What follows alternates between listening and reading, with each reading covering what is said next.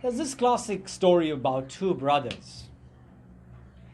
One, a drunkard, in the other, an absolute teetotaler. Ask the first person, hey, so how come you're a drunkard? He says, well, what was I to do? My dad was a drunkard. I've seen him drinking from the morning to the night. Wherever I was in my house, I would just see the person drinking and drinking and drinking. I'd become a drunkard. Second brother, how come you're, a teetotaler, never drank ever before in your life? He says, what am I to do? My dad was a drunkard. Well, I wake up, I go to sleep, I'm going any part of my house, neighbors talking this, that, and the other. The only thing I had in front of me was that my dad was a drunkard. And so I saw what was happening in his life, and then I decided I'm never going to drink. And so it's interesting to see brothers of the same family, same circumstances, same environment, same exposure.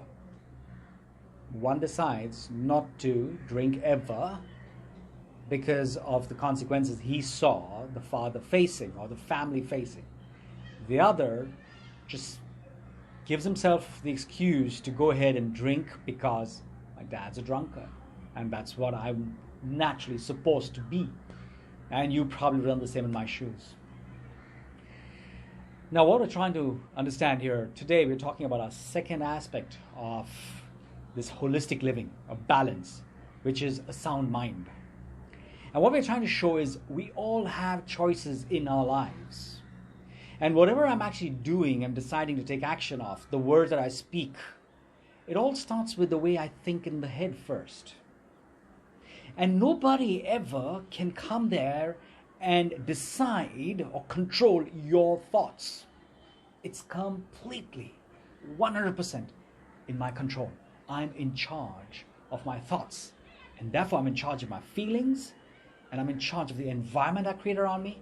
I'm in charge of the actions I do. And therefore, I'm also going to be responsible for the consequences thereof. And so if I get to know that I am the one who's choosing to decide, then I would become more responsible.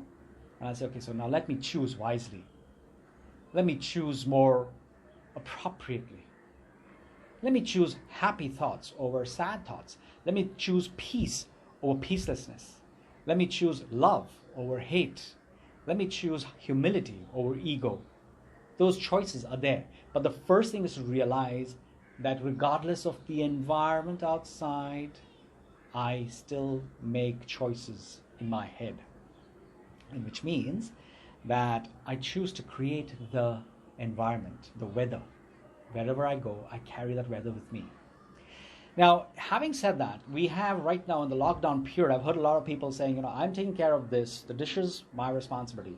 The cleaning of the house, his responsibility.